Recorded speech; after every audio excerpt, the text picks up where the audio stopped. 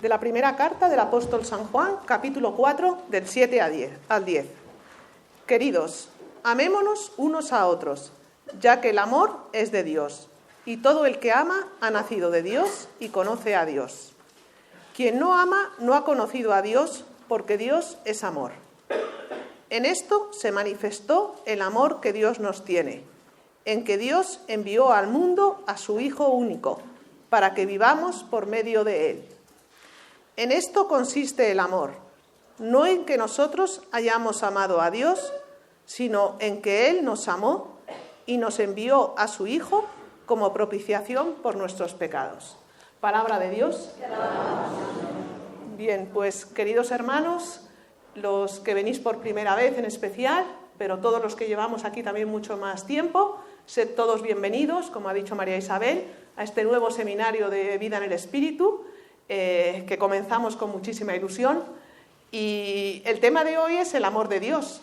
El amor de Dios, Dios me ama. Como bien sabemos, ese amor de Dios es el Espíritu Santo que nos quiere regalar, que nos llega a través de Jesucristo, pues con el objetivo de tener una experiencia, un encuentro con Cristo vivo y resucitado, que es lo que deseamos todos los nuevos cuando llegamos aquí, y los que llevamos más tiempo, pues el avivar ese fuego del Espíritu para encontrarnos con ese Cristo que es nuevo en cada circunstancia de la vida. Como ha dicho bien la hermana María Isabel, este seminario es muy bueno para todos en cualquier momento de nuestra vida.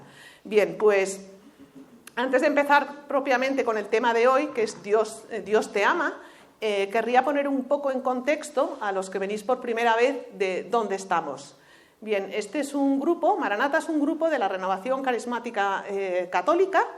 Este es el seminario que se organiza en todos los grupos de la Renovación Carismática, y lo primero que querría aclarar es que esto no es ningún movimiento, no tenemos un fundador. La renovación se considera una corriente de gracia, que surge con vocación evangelizadora, porque el objetivo de estos seminarios y de la vida en el Espíritu es hacer de nosotros hombres renovados, el tener una fe viva, experimental, el vivir con un Cristo vivo en tu corazón. Y al ser hombres renovados, pues el Señor te pone en distintos sitios, ya sea en tu parroquia, en tu familia, en tu trabajo, y se evangeliza. Pero como tal, su objetivo es hacer de nosotros hombres nuevos. Y bueno, como veréis a lo largo de este seminario, que va a haber testimonios de hermanos, todos podemos decir que ha habido un antes y un después. Esto por un lado. Tiene también carácter ecuménico, porque no es exclusivo de la Iglesia Católica, sino que también se da en otras iglesias protestantes, y compartimos pues muchos cantos en común con hermanos evangélicos y de otras espiritualidades. En la Iglesia Católica en concreto surge en el año 1967, y ahora os contaré un poquito más el detalle. Pero muchas veces cuando se habla de la renovación carismática, sus orígenes se remontan a finales del siglo XIX, y ahí tuvo mucho que ver una monja italiana, Sor Elena Guerra, que es la fundadora de las Oblatas del Espíritu Santo, que en la renovación carismática se la conoce de manera informal como la abuela de la renovación. ¿Y por qué? Bueno, pues porque esta monja tuvo en su interior esa moción de que había que tener una predicación en la Iglesia renovada sobre el Espíritu, del papel fundamental que juega el Espíritu Santo en la vida de un cristiano, y el volver a suscitar esa devoción al Espíritu Santo, ¿no? Que estaba como muerta, como perdida, ¿no? Y por ello escribe una serie de cartas al Papa León XIII suscitándole a esto. El Papa le hace caso, y le hace caso de diferentes formas, puesto que escribe una encíclica sobre el Espíritu Santo. También instituye la novena al Espíritu Santo, que se reza entre Ascensión y Pentecostés. Y lo que es más importante, a finales del siglo XIX, ya el 31 de diciembre, comienzos del siglo XX, convoca una vigilia de oración invocando al Espíritu Santo, y el siglo XX se lo encomienda al Espíritu Santo, el siglo del Espíritu Santo. Y además comienza entonando el himno de Veni Creator, ¿no? Entonces, bueno, pues todo esto fue como muy providencial, porque poco tiempo después aparece el movimiento pentecostal en Estados Unidos, en Kansas, y en el año 67 surge en la Iglesia Católica. En la Iglesia Católica es en concreto en febrero de 1967, en una universidad en Estados Unidos, la Universidad de Duquesne, un grupo, una veintena de jóvenes se habían reunido en un retiro de oración con varios profesores y querían tener una experiencia viva del Espíritu, querían tener un nuevo Pentecostés. Y para ello pues habían preparado, leyendo el libro, los 4 primeros capítulos de lo que es el libro de los Hechos de los Apóstoles, y también un libro muy conocido, La cruz y el puñal, que muchos lo habéis leído, donde narra un poco pues, todos los prodigios de un pastor protestante con jóvenes en Nueva York. Bueno, pues estos jóvenes se reúnen en ese retiro y verdaderamente experimentan ese nuevo Pentecostés. Hay testimonios hoy en día que se pueden leer. Hay un antes y un después. En ese retiro hay todo tipo de carismas, don de lenguas, pero sobre todo ellos constatan una presencia muy fuerte del amor de Dios, un testimonio muy compartido entre muchos hermanos cuando reciben la efusión, que les llevaba a volver a la capilla a postrarse, ¿no?, en adoración ante esa presencia. Y claro que hay un antes y un después, y sus vidas dan un cambio tremendo, y a partir de ahí, pues de una forma totalmente gratuita y espontánea, la renovación carismática empieza a extenderse por todo Estados Unidos y luego pues por todo el mundo. Hoy en día se calcula que está extendida en más de 200 países y hay cientos de millones de personas que han recibido lo que es la efusión del Espíritu Santo o el bautismo en el Espíritu, que es lo que vais a recibir también en este seminario en la cuarta semana, cuando hay un retiro de efusión, ¿no? También se interpretó esto de forma providencial como una respuesta a la oración del Papa Juan XXIII antes del concilio, que pedía que se renovaran en nuestros tiempos las maravillas de un nuevo Pentecostés. Y si algo hay que decir del retiro, del seminario, de la efusión, es que cada uno puede decir: yo he tenido ese Pentecostés, yo he tenido ese antes y después, yo he tenido esa experiencia viva del Espíritu, ¿no? Esto por un lado. Entonces, pues para digamos, prepararnos para este día del retiro y para esa efusión, querría también aclarar que esta efusión, este bautismo en el Espíritu, como muchas veces se llama, no es un sacramento, porque el bautismo como tal ya lo hemos recibido, tenemos el Espíritu Santo. Lo que ocurre y lo que se ha visto, y también en línea con lo que pensaba esta monja, ¿no?, que tuvo esa moción del Espíritu, que muchas veces no es algo vivo, real, que experimentemos y no nos cambia la vida, ¿no? Entonces la efusión lo que pretende es avivar ese Espíritu Santo que tenemos en nosotros, y de una forma muy sencilla, tal como hicieron esos jóvenes en Duquesne y tal como haremos aquí en el retiro. Una serie de hermanos imponen las manos invocando el Espíritu Santo sobre los nuevos del seminario o sobre los que estamos, y a partir de ahí el Espíritu Santo obra, ¿no? Pues bueno, para prepararnos un poco para lo que es el retiro, estas 4 primeras semanas se van a ir hablando, predicando lo que son temas centrales, el núcleo, el querigma, lo que se llama, los temas centrales del cristianismo. Vamos a comenzar hoy hablando del amor de Dios. Dios te ama a ti personalmente, no es algo abstracto. En la segunda semana se hablará de que Jesús vive y es el Señor, y eso que implica para tu vida. La tercera semana es la conversión, pero la conversión a Jesucristo. Y por último, en la cuarta, nos preparamos para la llegada del Espíritu. Recibiréis el Espíritu Santo. Y luego hay un retiro de fusión después de la cuarta semana. Y ya por último, pues en las otras semanas se va a hablar o se va a articular, nos van a contar en qué consiste esa vida nueva en el Espíritu, ¿no? Bueno, pues esto es un poco la estructura de lo que es este seminario. Así es como se instituyen los grupos de oración de la renovación carismática, comenzando con este seminario. Y luego, pues a partir de ahí, el Señor te irá diciendo si sigues o no sigues, porque esto es totalmente libre, como digo, y es simplemente una corriente de gracia llamada a renovar a cada persona, ¿no? Bueno, pues habiendo puesto un poco en contexto, vuelvo entonces al tema y me gustaría volver a leer esta frase.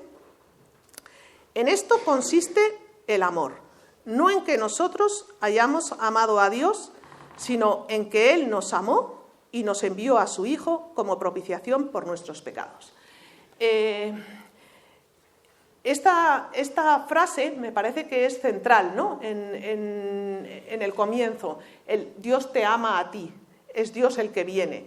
¿Por qué digo esto? Porque como idea es fácil de entender, pero como vivencia es difícil de experimentar. Es Él el que viene a ti, es Él el que te amó primero, envió a su Hijo como propiciación por nuestros pecados. Incluso San Pablo matiza más en la carta a los Romanos diciendo: la prueba de que Dios te ama es que Jesucristo murió por ti cuando eras pecador. Es decir, cuando no podías haber realizado ningún mérito ni ninguna obra, Jesucristo dio la vida por ti. Bien, pues esa salvación gratuita en la sangre de Cristo es el núcleo del querigma, ¿no? Y como digo, ¿por qué es difícil, ¿no?, de asimilar? Porque, a ver, yo creo que esto es así, ¿no? Y estaréis de acuerdo conmigo, que la vida natural y la vida sobrenatural están a niveles diferentes y se mueven con lógicas diferentes. Y por tanto, la falta de gratuidad que hay en el mundo la tendemos a aplicar a nuestra relación con Dios, inconscientemente o quizás también por la cultura, la religiosidad que hemos recibido, ¿no? En el mundo, yo creo que desde que somos pequeños, y eso tiene que ser así porque es lo natural, pues uno se tiene que esforzar. Primero te tienes que esforzar desde que eres pequeñito para ir a un colegio, a hacer deberes, a aprobar, y si no te castiga el profe o te castigan tus padres. Luego, cuando eres más mayor, tienes que decidir por hacer unos estudios, empezar a trabajar. Luego es un trabajo, te tiene que ir bien, te tienes que esforzar, porque si no te despide el jefe. Posteriormente, pues si formas una familia, todo el trabajo, lo que supone sacar adelante tus hijos, tu familia. Y como digo, todo esto es natural, porque si uno no se esfuerza, pues no llega a nada en la vida.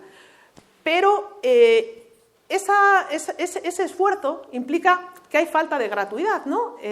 Somos poco gratuitos entre nosotros y con nosotros mismos. Hay falta de gratuidad, ¿no? Y, como digo, la tendemos a aplicar en nuestra relación con Dios. Muchos hemos crecido con esta idea de que si yo soy bueno y hago cosas buenas, Dios me premia. Si yo soy malo o no me comporto, no soy digno, Dios me va a castigar.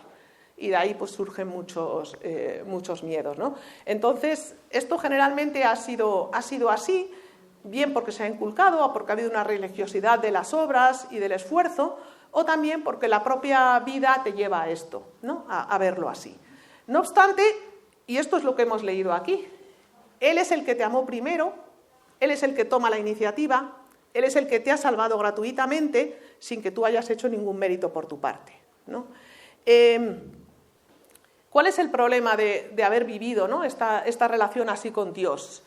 Pues yo creo que, según tu psicología, puede ocurrir que te hayas creído siempre justo, de todo, has hecho obras buenas, tú eres justo delante de Dios, sería pues el fariseo del Evangelio que desprecia al pecador porque él ha hecho todo, y con esa psicología difícilmente necesitas un salvador, necesitas salvarte. Y de hecho yo creo que, visto así, la cruz de Cristo no juega ningún papel en la vida de un cristiano, más allá de un simple devocionismo, pero no es una cruz que te salve, en el futuro ni ahora.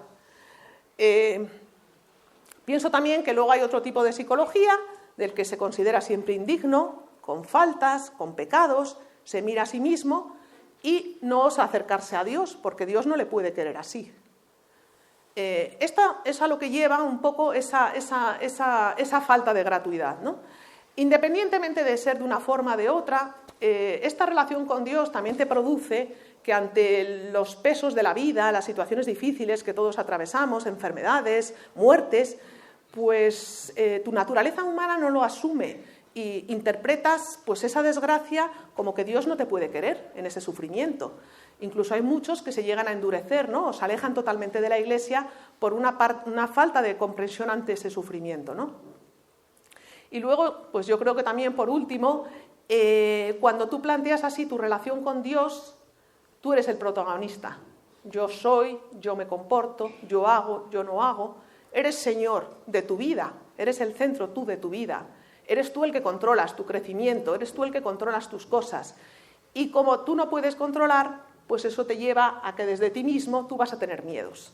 Miedo a la soledad, miedo a que no agrades, miedo a que te despida el jefe, y el gran miedo, que es el miedo a la muerte, en el que no encuentras una respuesta satisfactoria, ¿no? Bueno, pues hoy el Señor viene a darnos una gran noticia, y es: yo te amé primero. Dios te ama tal como eres y tal como estás. Y lo único que pide, lo único que necesita es un corazón de acogida, que es lo que ha dicho antes María Isabel. Si vosotros estáis hoy aquí, es porque el Señor os ha llamado a estar aquí, porque estáis preparados, porque vuestro corazón lo necesita. Lo único que se necesita es tener sed de algo más, darte cuenta que todo lo que te ofrece el mundo, todas esas pequeñas satisfacciones, felicidades, adicciones, buenas o malas, pues no te dan la vida con mayúscula.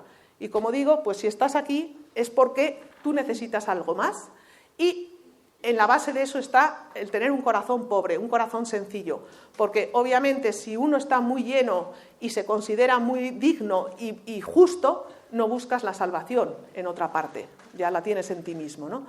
Y a mí me parece que visto así, gratuidad y pobreza, que son las dos caras de la misma moneda, todo lo que es el cristianismo se ve no como una moral, sino como una religión de la gracia. Es Dios el que se abaja, es el Dios el que te da tu gracia, es Dios el que te da su amor para el proyecto que tenga pensado para ti, pero es Él el que actúa primero, antes de que tú puedas hacer nada, ¿no? Me gustaría también reflexionar con vosotros. Acabamos de vivir el tiempo de Navidad, un tiempo precioso, y en ese tiempo de Navidad, y viendo un poco lo que es el nacimiento de Jesús y su vida, queda plasmada esa forma de relacionarse Dios con el hombre. Si pensamos en el misterio del nacimiento del niño, es todo un Dios todopoderoso, omnipotente, creador del universo, que se abaja, que se hace niño pequeño, niño frágil, que se expone a los hombres para traernos la salvación. Y esa salvación, ¿quién la coge? ¿Quién la ve? Pues simplemente los sencillos, los pobres, los que no confiaban en sus fuerzas.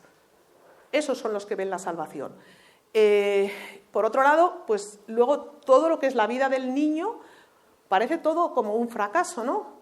Desde pequeñito, su ida a Egipto, porque le van a matar, una vida muy sencilla, escondida en Nazaret, sin grandes cosas, y luego pues unos 3 años de vida pública, de predicación, una predicación que aparentemente no es nada exitosa, porque acaba muriendo como un simple malhechor en una cruz.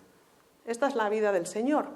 Y para colmo, se queda para nosotros bajo las especias del pan y el vino, donde se le acoge bajo la fe, ¿no? Entonces, a mí me parece que el cristianismo, meditándolo así, y tal como se vive así, ¿no? Todo esto es un mensaje muy potente, ¿no?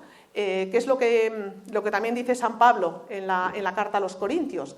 El Señor se hace pobre para enriquecernos con su pobreza. O también Dios escoge lo débil para confundir a lo fuerte. Esto me parece que es central. Siempre hemos visto, siempre nos han enseñado, o como digo, por nuestra propia psicología, que tenemos que ser nosotros los que agrademos a Dios. Y Dios aquí nos está diciendo y algo: te tienes que dejar hacer. Lo único que pido es un corazón de acogida, un corazón que no pueda llegar a todo, un corazón sencillo, un corazón pobre. Y es un don que el Señor también te da para acoger su amor, para acoger todo lo que te quiere regalar a lo largo de este seminario, ¿no? Es como decía Jesús a la samaritana, y lo leeréis, bueno, en unos libritos que os vamos a dar luego os lo explicará nuestra hermana María Isabel. Si conocieras el don de Dios, que por cierto es el título, ¿no?, del cartel de este seminario. Si conocieras el don de Dios es el amor de Dios, es el Espíritu Santo. Si conocieras el don de Dios, el Señor nos dice a nosotros, como a la samaritana: serías tú el que me pide de beber a mí, y yo pondría en ti un agua que brotaría hasta la vida eterna. Pues efectivamente, si estamos aquí tenemos sed, porque el hombre tiene sed de algo que le llene, tiene sed de plenitud, tiene sed de felicidad. El problema es que muchas veces hemos tratado de calmar nuestra sed pues con cosas que, sin ser malas como tal, pues no nos van a calmar la sed de manera definitiva. buscamos la felicidad en cosas menores, en tener un trabajo muy prestigioso, en llegar a mucho en la vida, en tener riquezas, en prestigio o incluso en adicciones como tal, ¿no? Bueno, pues el Señor se lo dice a la samaritana y nos lo dice hoy a todos nosotros.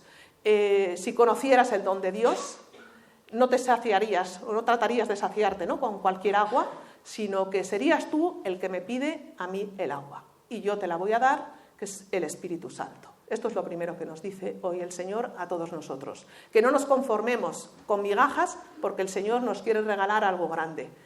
Y podríamos decirnos también, ¿qué hay que hacer?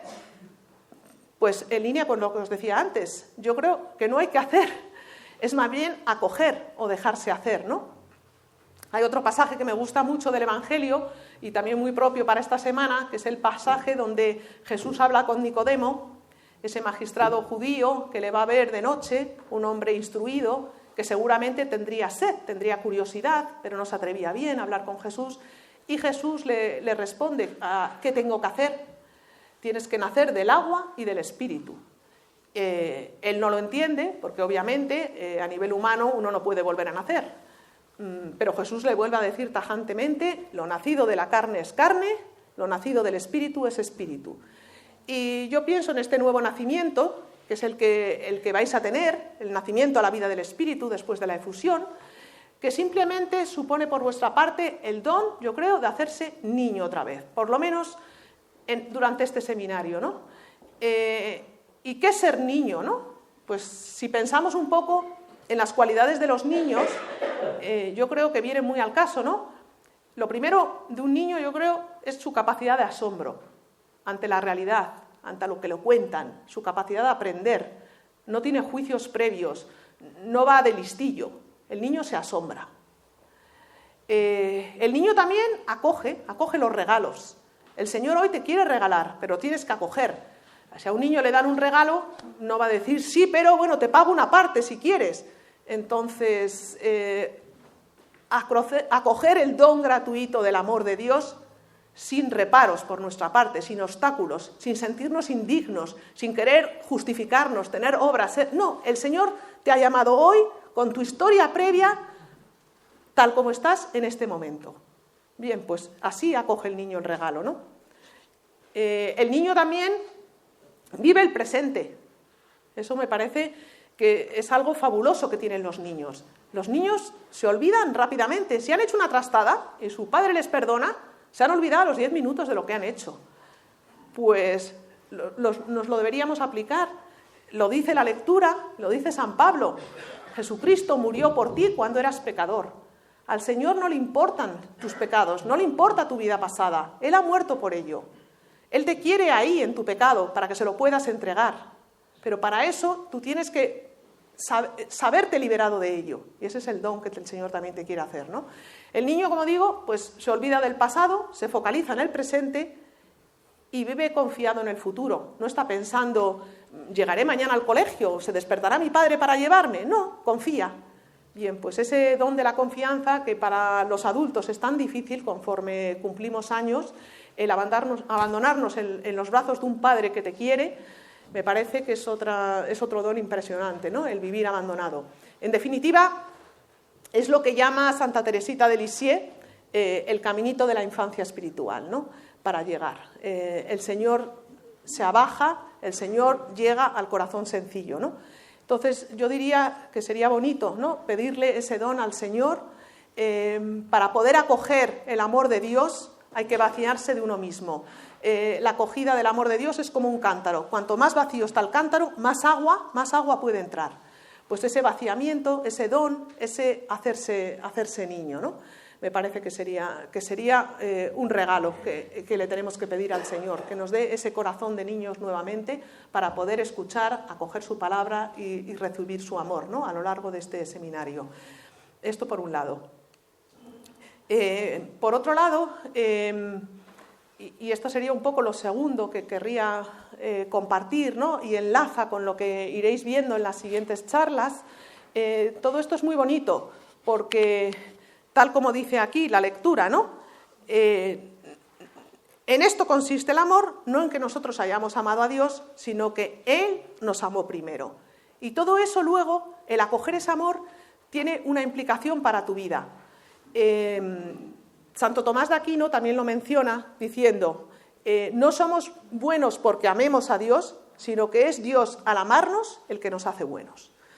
Por tanto, el acoger el amor de Dios es el que te va a permitir verdaderamente devolver ese amor al Señor y a los demás. Desde ti mismo no lo vas a hacer. Desde ti mismo te estás buscando a ti mismo, inconscientemente. Aunque hagas cosas buenas, aunque hayas sido muy cumplidor toda la vida, solamente se puede amar verdaderamente cuando se ha recibido previamente el amor gratuito del Señor. Y por tanto, la efusión es como que te resetea, como que te lleva al punto cero. Cuando uno recibe la efusión, pues el Espíritu Santo puede llegar a ti y muchas veces se llora, pero no es un lloro de culpabilidad, es como una compunción de darse cuenta del gran amor del Señor y de cómo tú has obviado ese amor o incluso te has alejado, lo que sea. Pero Él viene a ti no para culpabilizarte, sino para guiarte, para sanarte, para conducirte, para liberarte, para darte una vida nueva. Eso es lo bonito, ¿no? Esa es la vida en el Espíritu, y todo eso os lo irán contando las siguientes semanas, ¿no? Y obviamente, inicialmente uno puede tener, durante la efusión muchas veces pasa, ¿no? Un enamoramiento del Espíritu Santo, estás como una nube, recibes esta noticia como una alegría que desborda, y luego vuelves a tu encarnación y te das cuenta, pero si es que yo no soy, es que yo soy un desastre. Da igual, es que la transformación va a durar toda tu vida. Ese es el camino del Señor. Si ha tenido paciencia contigo 40, 50 años, el tiempo que sea, para traerte aquí, pues obviamente la obra del Señor se va a realizar con paciencia, se va a realizar con calma. Entre otras cosas, porque si no fuera así, nuestra soberbia nos haría sentirnos buenos, justificados y santos, y no necesitaríamos beber del agua del Señor continuamente, ¿no? Y en este proceso de transformación interior, pues el Señor también te va invitando a ir entregando distintas parcelas de tu vida en las que tú has vivido desde ti mismo. No lo has dejado a Él actuar. Eso es lo que llamamos el señorío de Jesús. Él quiere ser tu Señor. Él quiere ser el Señor de todas tus cosas, de tus situaciones, de tus sufrimientos. Y bueno, cómo se va entregando y cómo Él en ti lo va a hacer mucho mejor que tú solo, ¿no? Ese es todo el proceso del camino espiritual y de lo que nos va a ir contando en las siguientes charlas. Yo tengo que dar testimonio de que en mi caso, yo creo que esto fue totalmente así. Yo obviamente tenía sed y no acudía a la fuente, o si acudía, pues eran fuentes que no me saciaban, ¿no? Y para mí la fuente fue venir aquí a la Renovación Carismática. Y yo tengo que reconocer que cuando recibí la efusión del Espíritu Santo, cuando oí toda esta predicación tan liberadora, pues tuve ese antes y un después, ¿no? Y claramente me di cuenta que efectivamente ante el mundo uno tiene que mostrarse fuerte, uno tiene que mostrarse que puede con todo, tiene que mostrar buena cara, tiene que ser digno, tiene que ser agradable a los demás. Pero yo sabía en mi interior que uno no es así, que la vida es frágil. Eso era algo que siempre me decía mi padre: Marga, la vida es frágil. Es que la vida es frágil, está diseñada para ser frágil y todos somos frágiles. Y reconocerlo creo que es un don que nos hace el Señor, porque precisamente por eso le buscamos. Si yo no hubiera visto en mí esas fragilidades, nunca hubiera buscado beber de una fuente nueva, ¿no? Y entonces cuando uno descubre eso, pues te das cuenta que todo lo que te ha ocurrido, todo lo bueno, todo lo malo, todo lo que hay, cobra un sentido nuevo. Y cobra un sentido nuevo porque te ha permitido llegar al encuentro con Jesucristo. Y a partir de ahí caminas de otra forma. Es una vida totalmente renovada. Entonces, cuando uno lo vive así, es cuando verdaderamente puede surgir una alabanza sincera al Señor.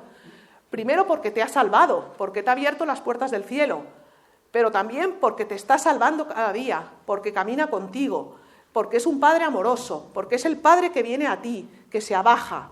No es un Dios justiciero al que hay que rendirle cuentas. Y esto cambia totalmente la forma de vivir la vida cristiana. Y es una alegría inmensa. Cuando pensaba y reflexionaba sobre todo esto, y volviendo un poco a lo que os decía al principio, vista así la relación con Dios, cambia totalmente la perspectiva. Porque si uno hace obras buenas, el fariseo que os decía al principio, tú no te puedes engreer. Es el Señor que está obrando en ti con su gracia todo lo bueno. Como dice San Pablo, ¿qué tengo que no haya recibido? Por el contrario, si tú eres un pecador y no sabes salir de ahí, el Señor tiene una palabra hoy para ti. Entrégame tu pecado. Yo he venido a buscarte a ti. Yo he venido a curar a los enfermos. Esa es la palabra del Señor para ti. Si estás en una situación de la vida de sufrimiento, una situación desesperada, como tantas que hay, el Señor te está invitando a que no lo vivas desde ti, porque la vida te aplasta desde ti mismo, que se lo entregues a Él, que Él ha muerto por ello y que es una cruz gloriosa, porque es una cruz ya vencida por el Señor. Y hay que reconocer que eso es así. Y por último, pues todos los otros miedos que os decía, que se pueden tener cuando uno vive desde uno mismo, es lo mismo. Vividos desde la fe son totalmente diferentes. Lo compartí hace muchos años con un hermano y lo hemos recordado hace poco, cuando yo entré y hablábamos del miedo, cuando tuve mi retiro, me decía, ten por seguro que los miedos están ahí, porque somos humanos, pero vividos desde la fe son totalmente diferentes. Y esto es lo que supone, ¿no? Esto es lo que supone recibir el amor de Dios y el acogerlo en tu corazón. Pues únicamente por terminar, quería dedicar un recuerdo cariñoso a nuestro querido padre Chus Villarroel.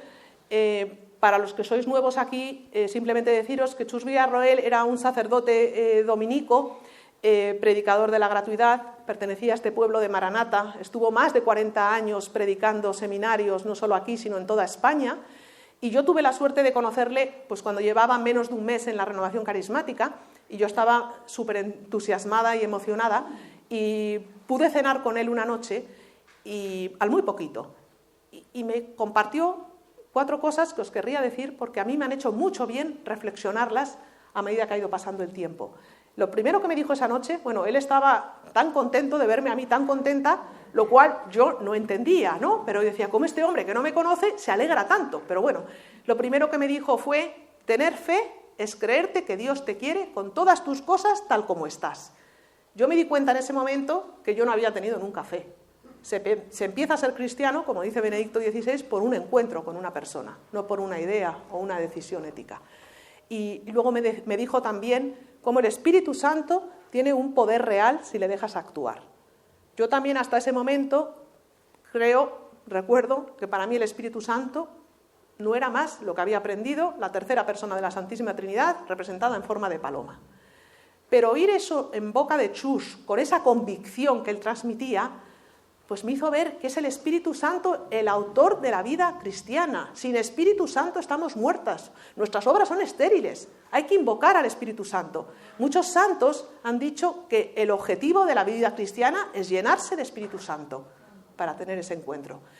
Luego me dijo también, muy bonito, que no buscara cruces.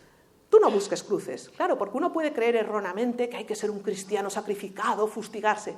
Me dice, las cruces ya llegarán, tú no las busques. Ahora, vividas desde la fe, son muy diferentes. Es el Señor, como guerrero victorioso, el que las vence en ti, como dice Sofonías, que me encanta ese texto, ¿no? Es Él el que vence en ti. Y luego, por último, me dijo, pura gratuidad, pero fíjate qué suerte has tenido. Te podías haber pasado toda la vida sin conocer esto. Y luego lo he meditado tantas veces y dijo, ¿por qué? ¿Qué propició? Pues es lo que decía nuestra hermana. Es el Señor el que elige, es el Señor el que convoca, es el que te ha llamado a estar hoy aquí, pero no porque seas mejor que nadie, no, sin mérito previo, igual que su muerte por nosotros, porque cuando Él ve un corazón preparado, lo elige y nos quiere hacer un gran regalo. Por eso, hermanos, pues termino ya diciendo pues que de todo corazón os deseo que acojáis todo lo que el Señor tiene para vosotros en este seminario. Gloria al Señor.